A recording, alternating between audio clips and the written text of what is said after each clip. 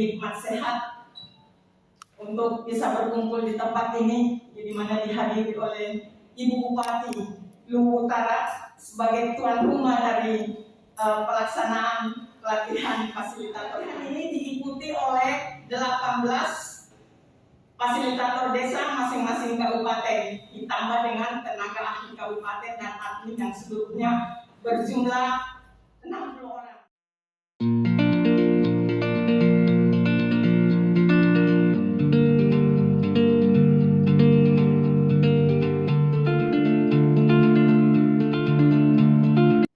Assalamualaikum warahmatullahi wabarakatuh. Selamat pagi, salam sejahtera untuk kita semua, Om Swastiastu. Yang saya hormati Bapak Kadis Pertanian bersama dengan jajaran. Yang sama saya hormati Provincial Program Support Unit atau PPSU Sulawesi Selatan, pemimpin yang mewakili. Yang sama saya hormati tenaga ahli Redsi Provinsi Sulawesi Selatan, Ibu, ya.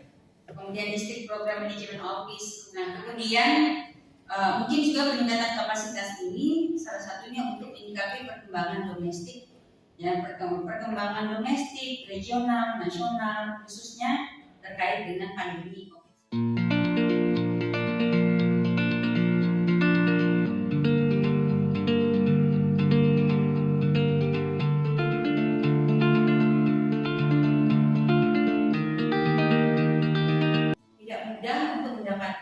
Kesempatan dari sekian banyak orang yang berminat, kemudian Bapak Ibu itu terpilih untuk mengikuti kegiatan ini. Oleh karena itu, sukses tidaknya ini itu juga menjadi tanggung jawab tentu kita bersama. Ya. Nah, Ibu Bapak sekalian, kegiatan ini diharapkan nantinya akan membantu para fasilitator desa dalam rangka melakukan fasilitasi dan pendampingan pada kelompok tani dalam hal penguatan kapasitas kelompok, ya.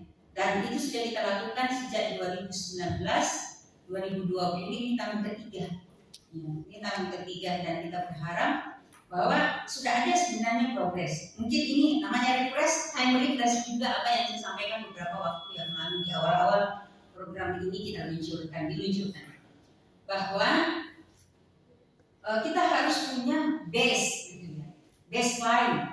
Selalu saya itu adalah data awal sebelum kita bergerak, kelompok-kelompok yang menjadi target atau lokus dari penyelenggaraan kegiatan ini. Kita harus mampu ukur ketika program ini baru dimulai, di mana keberadaan mereka. Setelah 1 tahun, bagaimana posisinya? 2 tahun, bagaimana perkembangannya? Tahun ketiga seperti apa? Dan sampai di akhir nanti. Nah, kalau kita melihat ada progresnya, itu harus bisa kita kuantitatifkan, harus atau mampu diukur. Ya, karena kan tidak bisa kita hanya bicara secara kualitatif bahwa alhamdulillah kelompok yang saya dampingi, misalnya seorang fasilitator bisa menyampaikan kelompok yang saya dampingi itu mengalami peningkatan. Nah, ukurannya apa gitu? Untuk bisa menyatakan bahwa kita sukses. Jadi harus mampu kita ukur, termasuk di dalam penguatan kapasitasnya. Misalnya, kalau awalnya mereka belum mampu mengelola laporan, misalnya laporan bantuan, laporan keuangan kelompok dengan baik. Nah, dengan pendampingan dari Bapak Ibu sekalian, para fasilitator desa, itu harus kita bisa lihat, oh ternyata mereka bisa membuat laporan dengan dengan mekanisme yang atau SOP yang sudah yang seharusnya. Nah, itu harus mampu diukur. Karena kalau hanya bekerja mendampingi, tapi kita tidak punya ukuran atau kriteria di dalam penilaian perkembangannya, maka tidak perlu Bapak Ibu sekalian. Mereka aja yang tidak seru sendiri, gitu ya. Nah, kenapa Bapak Ibu, saudara-saudara, teman-teman sekalian ini menjadi orang terpilih? Karena kita anggap bahwa kita punya kemampuan untuk melakukan pendampingan. Makanya kemudian salah satu kriterianya adalah orang yang mempunyai pengalaman di dalam pendampingan. Ya, itu penting sekali. Jadi kalau itu kita lakukan, akan terbangun bonding yang kuat, ikatan yang kuat nanti antara fasilitator dengan kelompok yang didampingi. Itu yang paling penting. saya sih sering nyatakan terlalu banyak kita ini terjebak pada rutinitas program. Sekedar mendampingi, setelah itu selesai, nanti suatu waktu kita reunian selesai. Tapi jangan kita terikat dengan hasil. Orientasinya, kalaupun ada orientasinya hanya berhenti di output, tidak berhenti di outcome. Sementara target kita semuanya harusnya sampai pada outcome, tidak berhenti di output. Kalau kita bicara hanya sampai output kegiatan, ya udah tiap tahun aja kita lakukan laporan, oh kegiatan sudah kita selesaikan, sudah dilakukan kegiatan penyelenggaraan penyegaran dan peningkatan kapasitas fasilitator desa. That's it, sampai situ saja.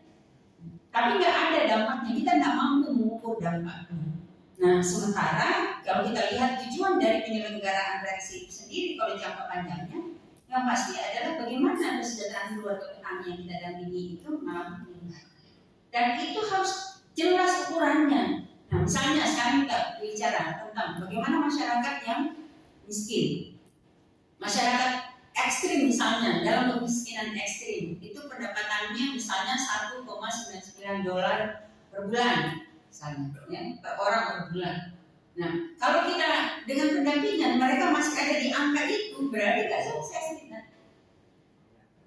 Nah, sekarang itu tabek ya teman-teman, semua program sekarang pendampingan intervensi seperti ini harus berdasarkan data.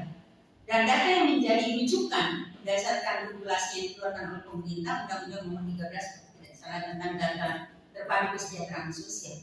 Maka itu harus menjadi rujukan kita. Di setiap kabupaten kota itu sudah ada data, bahkan sekarang namanya tidak salah dari Kementerian New DTKS. Data itu juga harus dipegang oleh para pendamping, para fasilitator desa untuk melihat apakah kelompok, anggota kelompok, keluarganya itu masuk di dalam angka DTKS. Harusnya ini yang jadi rujukan. Tapi kita kan nggak bisa mundur di belakang untuk melihat bahwa untuk menetapkan kelompok-kelompok yang menjadi lokus dari penyelenggaraan kegiatan. Tapi kita bisa melihat ke depan, kita bisa mengukur hasilnya. Nah, karena kalau bicara tentang data miskin, maka itu ada beberapa desil gitu ya. Desil pertama, desil kedua, desil ketiga. Nah, desil pertama 80% dari desil pertama itu kan masuk dalam miskin ekstrim. Nah, semua daerah punya desil pertama. Nah, oleh karena itu, Bapak Ibu sekalian, nanti tolong dilihat, diminta DTKS. Jangan sampai ya kelompok tani dan anggota keluarganya yang kita dampingi itu masuk ke dalam situ, dan ternyata setelah kita kalau mereka masih ada di dalam kelompok itu, berarti ada yang salah, ada yang tidak connect gitu ya, sehingga target kita bisa hampir kita pastikan sulit untuk kita penuhi. Dan kalau tidak terpenuhi, berarti itu adalah kegagalan bersama. Jadi gampang mengukurnya. Ya, jadi saya berharap semuanya punya data DTKS. Lihat nanti, gak harus yang desil pertama, semua masuk data terpadu kesejahteraan sosial. Coba lihat, ya anggota kelompok kita ini masuk di mana? Karena ada namanya binding PRS. Sudah ada binding PRS. Jadi lebih enak dan mudah kita untuk membantu. Karena memang kalau kita lihat angka miskin kita sebagian besar itu berada di pedesaan. Dan yang menarik, mereka adalah kelompok keluarga petani. Padahal mereka ini produsen. Bayangkan produsen tapi miskin. Dia kasih makan orang gitu. Ya. Orang yang paling kaya sekalipun, bahan bakunya dari dia, tetapi dia miskin. Berarti ada yang keliru di sini. Nah, kenapa? Karena selama ini NTP itu bukan petani yang dinikmati. Lebih banyak dinikmati oleh mata rantai selanjutnya. Pengumpul, pedagang, petaninya nggak nikmati. Nah, kita hadir untuk melakukan penguatan itu, bahwa mereka punya nilai tawar. Kita harus yakinkan mereka yang menerima manfaatnya. Jadi ini bukan hanya sekedar kita dampingi lakukan ini begitu selesai kegiatan, kemudian ya udah selesai begitu. Sedih kalau ada pendamping diikuti berapa tunjangannya. berapa insentif yang dia dapatkan. Kalau bicara seorang pendamping, menurut saya kebahagiaan terbesar seorang pendamping itu adalah ketika orang atau kelompok yang didampingi hidupnya menjadi sejahtera. Nah, ini kalau bicara itu baru menentukan sih. Kalau tidak pasti ingat dia ada dulu pendamping. Bagaimana? Begitu Ji. Kalau istilahnya putriku, B saja. Apa itu B saja? Nah, biasa Ji. Jadi datang tidak diundang, pergi tidak diusir. Kayak jalanku. Tapi kan enak itu, oke, kita datang mungkin tidak diundang hari ini program kita yang mencari sasaran gitu. Tapi kepergian makanya itu komitmen kita kepada sahabat-sahabat pejuang pakan kita. Yang tadi saya katakan, orang tidak tahu, pernah ke Bapak Ibu ketika makan itu saya ajarin anak saya itu, kalau makan jangan buang-buang makanan anak. Kenapa? Karena kamu harus ingat keringat orang yang menyediakan ini.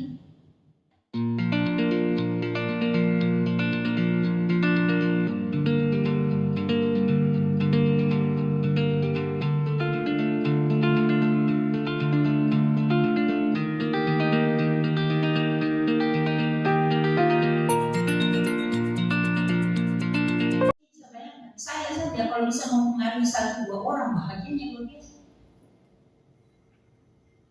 Apalagi Bapak Ibu sekalian bersyukurlah dapat kesempatan untuk menjadi orang yang berkontribusi pada peningkatan kesejahteraan seseorang bahkan keluarga. Keluarga asli. Saya sering sampaikan tidak semua orang dapat kesempatan seperti itu.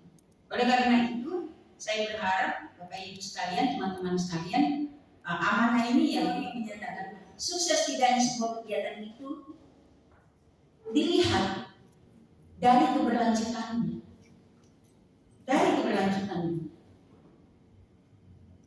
Ya.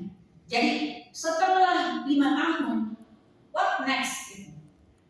Bagaimana dengan yang kita dampingi, program kita dampingi? Ada enggak yang bisa kemudian kita jadikan inkubasi? Bisa enggak kelompok yang kita dampingi itu jadi diseminator untuk kelompok yang lain? Jadi bicara tentang keberlanjutan, ya.